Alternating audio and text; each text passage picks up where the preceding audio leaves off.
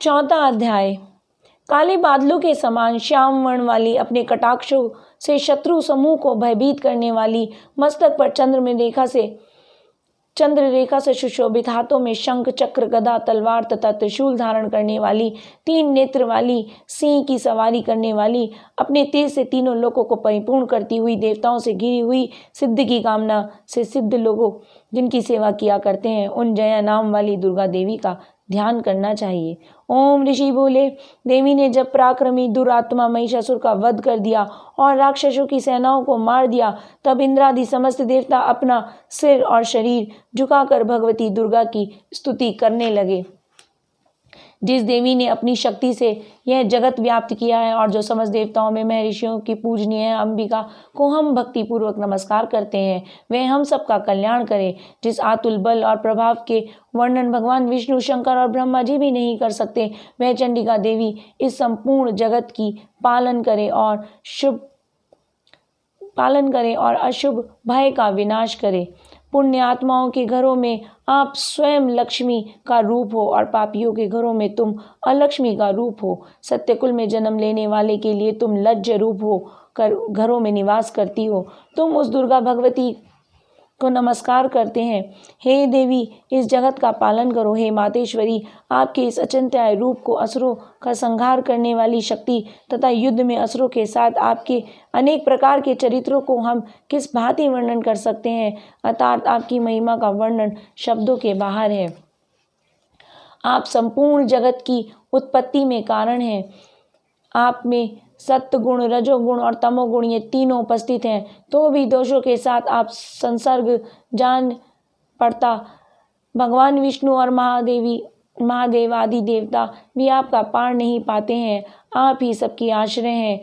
यह समस्त जगत आपका अंशभूत है, क्योंकि आप सबकी आदिभूत अव्यक्त कृत प्राकृति हैं। हे देवी, संपूर्ण यज्ञों में जिसके उच्चारण से सब देवता तृप्त लाभ करते हैं, वह स्वाहा आप ही हो। इसके अतिरिक्त आप पितरों को भी तृप्त के कारण, इसलिए सब लोग आपको सवधा भी कहते हैं। हे देवी, वह विद्या जो मोक्ष देने वाली है, अचिंत्य महाज्ञान स्वरूपा है। मोक्ष की इच्छा वाले मुनिजन जिसका अभ्यास करते हैं, वह तुम ही हो। हे देवी, तुम वाणी रूप हो, दोष रहित हो। ऋग्वेद और यजुर्वेद की एवं उद्गति और सुंदर पदों का पाठ करने वाली सामदेव की आश्रय रूपा भी तुम ही हो। तुम भगवती दुर्गा हो। इस संसार की उत्पत्ति एवं पालन के लिए तुम वार्ता के रूप में प्रकट हुई हो और तुम संपूर्ण विश्व की पीड़ा हरने वाली हो। हे देवी, जिसे समस्त शास्त्रों को जाना जाता है, वह मेघा शक्ति तुम ही हो और दुर्गम भव सागर से पार करने वाली नौका भी तुम ही हो। लक्ष्मी के रूप से विष्णु भगवान के हृदय में निवास करने वाली, भगवान महादेव द्वारा सम्मानित गौरी देवी भी तुम ही हो। हे देवी, मंद मुस्कान वाले, निर्मल पूर्ण चंद्रबिंब के समान और उत्तर स्वर्ण की मनोहर कांति की कामनीय तुम्हारे मुख को देखकर भी महिषासुर क्रोध से भर गया। यह बड़े आश्चर्य की बात है। हे देवी, तुम्हारा यही मुख जब क्रोध से भर गया और उदय काल के चंद्रमा की भांति लाल हो गया और तनी हुई भौं के कारण आपका विकराल रूप हो गया, उसे देखकर भी महिषासुर के शीघ्र प्राण क्यों नहीं निकल गए? यह बड़े आश्चर्य की बात है। हे देवी, तुम हमारे कल्याण के लिए प्रसन्न हो। आपके प्रसन्न होने से इस विश्व का अभ्युदय होता है और जब आप क्रुद्ध हो जाती हो, इतने ही कुलों का सर्वनाश हो जाता है। हमें अभी अभी ज्ञात हुआ है कि जब तुमने महिषासुर की विशाल सेना को देखते ही देखते मार गिराया। हे देवी, आप उन्नति की देने वाली हो। आप जिस पर प्रसन्न होती हो, वे सभी देशों में मान सम्मान पाते हैं। उन्हीं को धन और यश मिलता है। वे अपने धर्म का भी पालन करते हैं। वे रक्षित रहते हैं।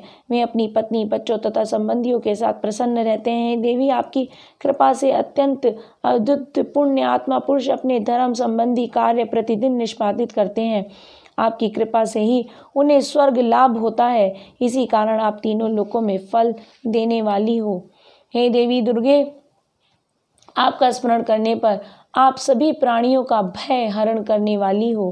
स्वस्थ पुरुष जब आपका स्मरण करता है, तो आप उन्हें अत्यंत पवित्र और बुद्धि प्रदान करती हो। दरिद्र, दुख और भय हरने वाली हो। हे देवी, आपसे बढ़कर कौन है? आप ही सबका उपकार करने वाली तथा सर्वदय दयमयी हो। हे देवी, उन असुरों का विनाश करने से संसार में सुख और शांति हो गई है और ये राक्षस नरक में रहने के निमित्त भले ही पाप करते हों, परंतु युद्ध में मरकर इनको स्वर्ग मिलता है। यह सोचकर ही आप इन राक्षसों का संहार करती हो। हे देवी, संपूर्ण राक्षस आपके केवल देखने मात्र से भस्म हो सकते थे, फिर आपने अस्त्र शस्त्र से इनका विनाश किया। इसका कारण यही था कि शस्त्र के प्रहार से राक्षसों को भी स्वर्ग की प्राप्ति हो। इस प्रकार शत्रुओं के लिए भी आपके विचार कितने उत्तम हैं।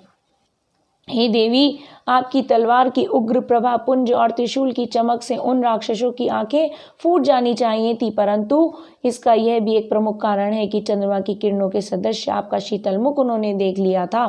हे देवी, आपका शीतल स्वभाव दुराचारियों के दुष्ट स्वभाव को निवृत्त करने वाला आपका रूप अचिंत्य है।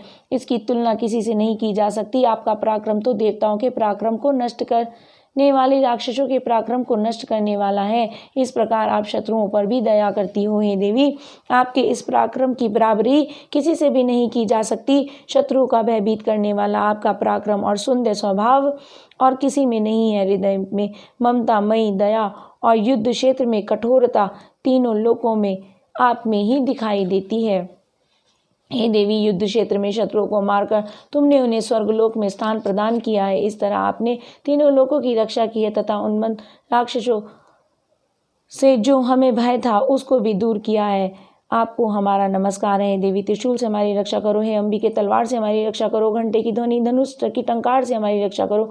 हे दुर्गा देवी, चारों दिशाओं में पूर्व, पश्चिम, उत्तर, दक्षिण अपने त्रिशूल घुमाकर हम सब की रक्षा करो। हे माता, तीनों लोकों में आप में सौम्य रूप तथा असौम्य रूप है, वे हमारी रक्षा करो एवं इस पृथ्वी की भी रक्षा करो। हे अंबिके, आपके हाथों में जो खड़ग, शूल और गदा है आदि शस्त्र शोभ्यमान है, उनके द्वारा हमारी रक्षा करो। ऋषि बोले। इस प्रकार सब देवताओं ने जगत माता भगवती की स्तुति की और नंदनवन में पुष्पों तथा गंध अनुलेपनों द्वारा उनका पूजन किया। सभी देवताओं ने भक्तिपूर्वक दिव्य धूपों द्वारा अर्चना की, फिर प्रणाम करने लगे। तब देवी दुर्गा प्रसन्न होकर उन देवताओं से बोली। देवी बोली, हे देवताओं, तुम सब लोग जिस वस्तु की अभिलाषा रखते हो मुझसे मांग लो। देवता बोले, भगवती ने हमारी सब इच्छाएं पूर्ण कर दी, अब कुछ विशेष नहीं है।